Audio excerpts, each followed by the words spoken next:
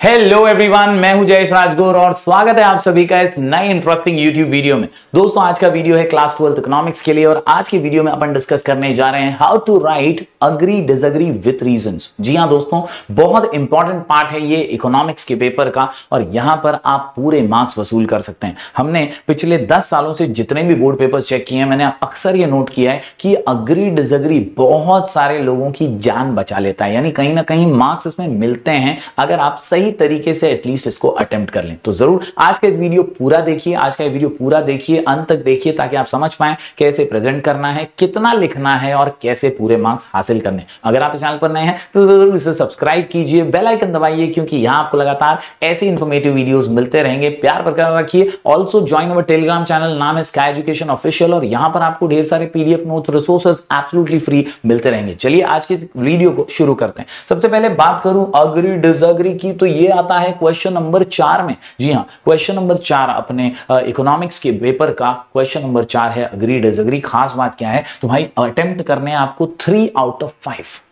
5 दिए होंगे, 5 में से 3 अटेम्प्ट करने हैं। एक 4 मार्क का है, 4 3 12, 12 मार्क्स का क्वेश्चन है। पैसा वसूल होना ही मांगता है यार। अपने को यहां 12 में से 12 मिल सकते हैं अगर आप थोड़ा सा दिमाग चला करके प्रॉपरली इसको नोट डाउन कर लें। दोस्तों, इसके अलावा 4 मार्क्स तो है ही, 12 मार्क्स अपने को वसूल करने हैं। चलिए देखते हैं इसकी मार्किंग स्कीम क्या है। यार बहुत सिंपल सी मार्किंग स्कीम, अगर आप ध्यान से देखें तो यार सबसे पहली बात, 1 mark is for choosing correct agree और डिसएग्री, यानी यार अग्री है या डिसएग्री है ये प्रॉपरली आपको लिखना है। अगर आपने करेक्टली पहचान लिया और सही से लिख दिया I agree with the statement, I disagree with the statement, समझ में इतना ही लिखने का। I do not agree, I do not agree, ये सब नहीं लिखने का। I agree with the statement, I disagree with the statement, बस। याच्या पुढे मागे काहीही कोणतीही इंग्लिश वापरायला जाऊ नका। I agree with the statement, I disagree with the statement, ये लिखने का 1 मार्क है अगर करेक्टली पहचान लिया तो। जी हां, तो 1 मार्क यहां पे। इसके अलावा 3 marks for writing 3 correct reasons.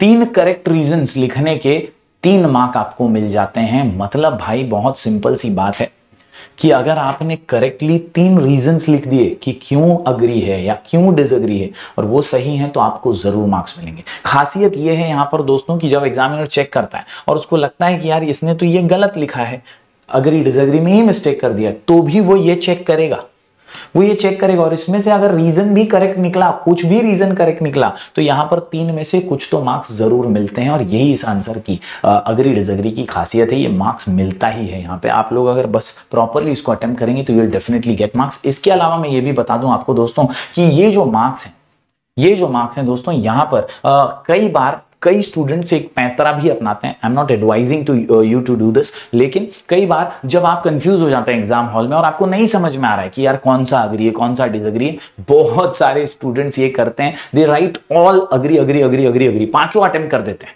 या 5 डिसएग्री लिख देते हैं। और इसमें कई बार ऐसा हो सकता है कि आपको राइट मिल जाए और 1-1 मार्क्स तो आप कमा लें।